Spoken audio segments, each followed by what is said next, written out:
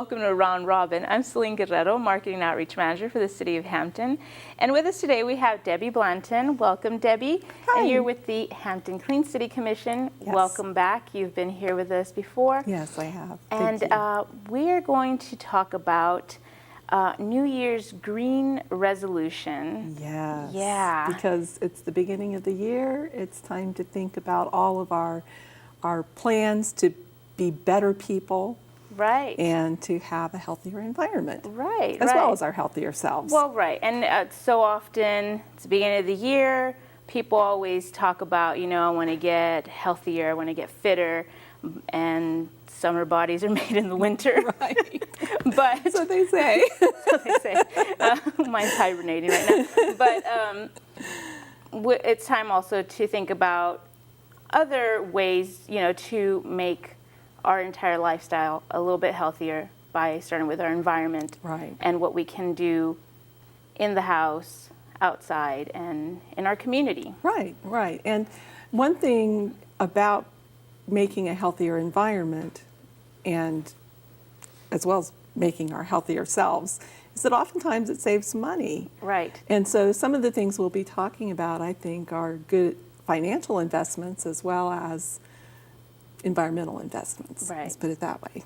Yeah, and why don't we start off with what families can do, what we can do in our homes. Okay. We did touch up briefly on before on setting timers for lights and water usage. Go ahead and elaborate a little bit more on that. Well, for one thing, our electrical use is a big part of our impact on the environment. So anything we can do to reduce the amount of electricity that we use is good for the environment. And because every time the little kilowatt hour thing clicks around, it costs us, it's Right. better for our budget. Right. And so simple things like turning the lights off when you leave a room. Or if if you have a lamp that's essential to people being able to walk through your house without tripping over something or whatever, then put it on a timer. So when Right. you're in bed, it's not on, or when you're at work, it's not on. So it comes on before you come into the house so you can arrive safely, but then it's not on 24 hours a day. Right. And you're saving more than half the cost of keeping that lamp on during that time.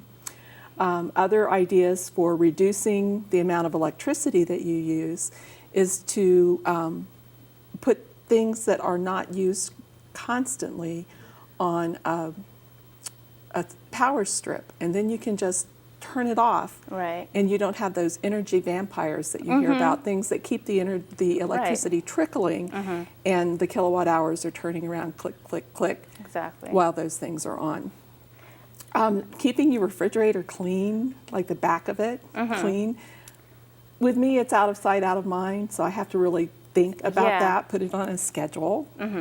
But keep that refrigerator back clean, because then that will help your refrigerator run more efficiently. Right. And that saves you money too. And another thing with the colder weather, and even in the summer, your thermostat, having it set to a certain temperature during the day as opposed to during the night. Right. We set it a little bit warmer at night when it's colder, and then during the day it's lower just because nobody's home, so Right. it might come on, it might not. And it might be the reverse in the summer. Cooler Exactly. when you're home, warmer when you're not. You don't want it to be too great a difference, because Right. then the system has to run too hard to try to make up that difference. But doing something simple like that, not coming in from the outside when you're all hot and sweaty, and then jacking that thermostat down because and you're hot. Fans on and everything. Right. It's time to cool off. While you're Exactly. out there. Fans are a good idea in the summertime. Increase that thermostat just a degree, and then turn the fans on. And then that'll help you stay cooler. Fans don't use as much electricity Right. as the air conditioner does. By the same token, in the wintertime, you can turn the thermostat down just a notch.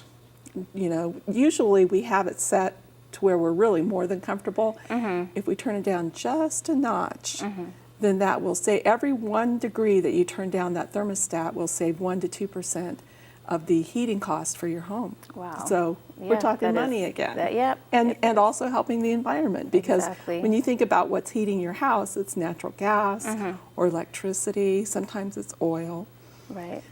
You want to Right. reduce your use of those things. Exactly, and that's more for your budget for Exactly. other things. And Exactly. what can we do outside, garden-wise, composting? What do you suggest? Well, one of the things that I think is most important is to think of the outside of your house as being kind of like the inside. So why would you do something on the outside that you wouldn't do on the inside? For example, a lot of times people will just spray insecticides without really thinking about it. Well, would you go through your house and just kind of fog your house? Now, I know Exactly. sometimes you may need to for one Right, reason or another, right. but most of the time you're more cautious about the insecticides that you use or any of the sprays that you use in your house. So you think about the impact that what you're doing outside has.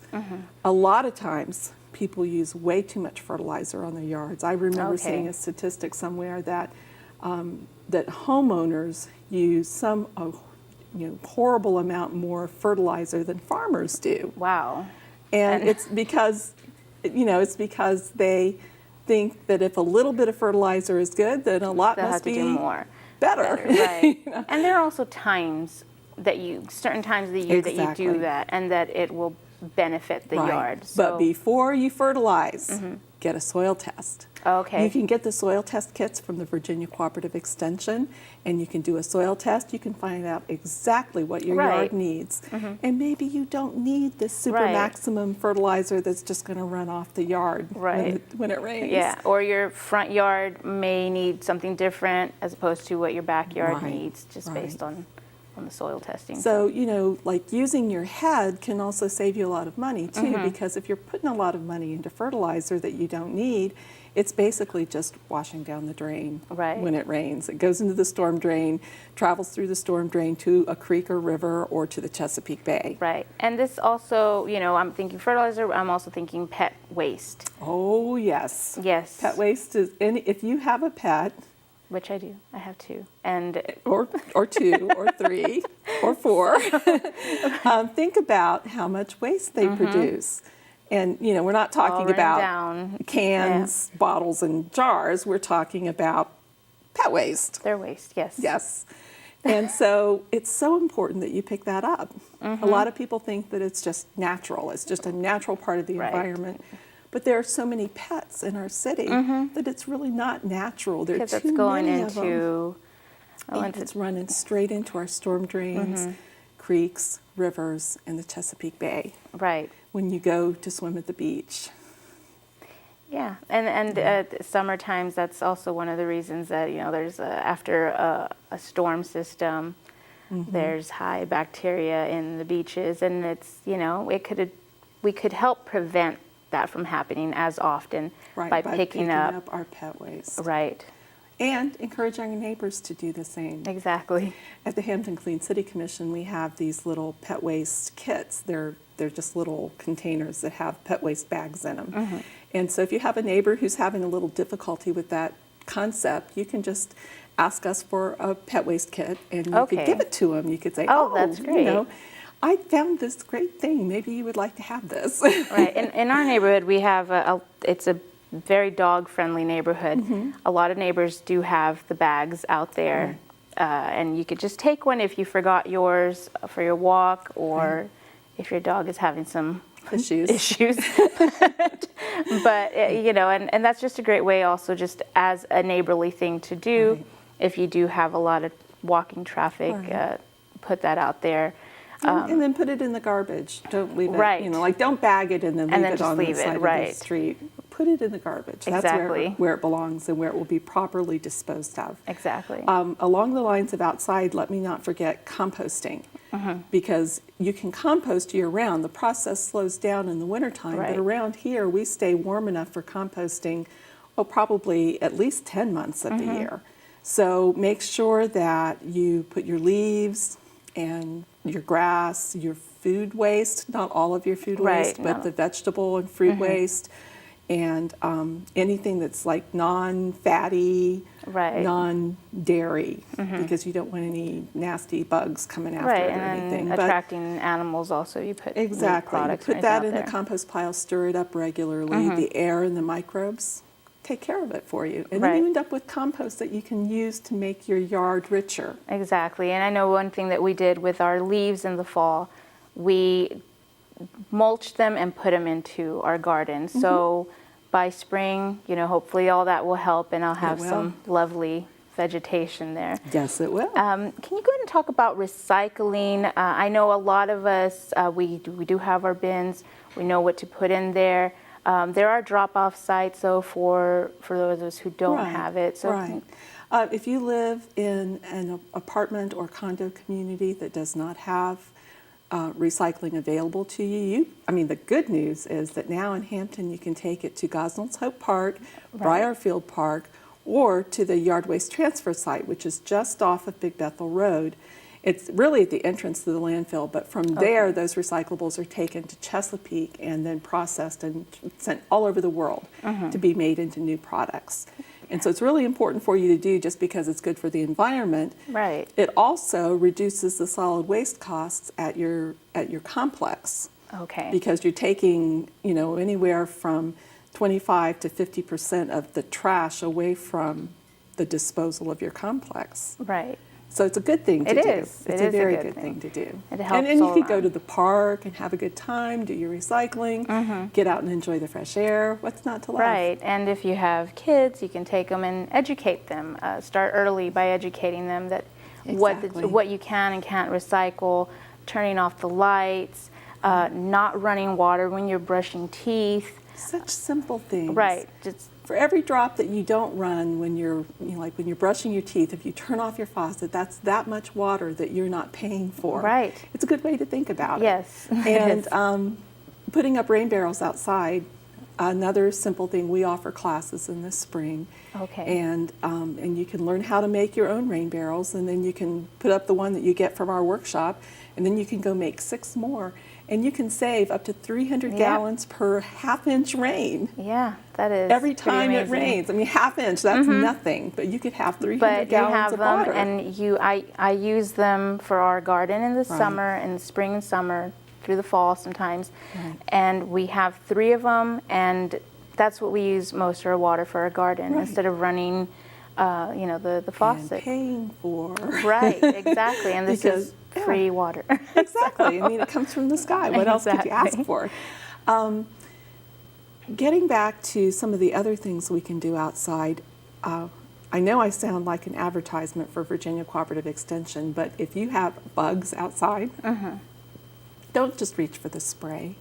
Instead, see if you can nab one, take it into the Cooperative Extension office, and get it identified. Okay. You'll know if it's a good bug, or because some bugs are good bugs, Oh, and they yeah. eat the bad bugs. Spiders, I think, are good. Oh, As long very as they're good. outside. We Right. get big garden spiders, and they have this elaborate web outside. mosquitoes. And they eat mosquitoes. and they help with the garden, keep the bad bugs out of the garden. Right. So we don't ever. If it's in the house, I might scream a little and encourage it out. But Yeah.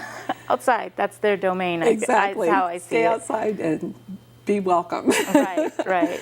But getting those bugs identified can then help you decide how to deal with them, because there are some bad bugs that you can just wash off with soapy water, Right. and other bad bugs that you really do have to use some kind of chemical on. But why use the chemical until you know for sure? Exactly. What is it you have to Because deal with? every time you use those chemicals, not only are you exposing them to the environment, but you, the person who's applying them, are also getting exposed. Exactly. So it's just a good, think before you act, I think, is a good rule to follow. Exactly. So, do you want to add anything else to our New Year's green resolution list? Sure. Of course, at the Hampton Clean City Commission, we're always trying to get people to pick up trash. And so anytime you want to volunteer to pick up trash, we have at least 1,000 ways that you Right. can do that. So volunteer in your community. Volunteer for us, volunteer for another organization, but do something good for the environment. Exactly. And not just pick up trash. You can plant flowers, you can garden. We have a community garden system in Right. Hampton now. You can have a free plot to garden in, fresh food, Right.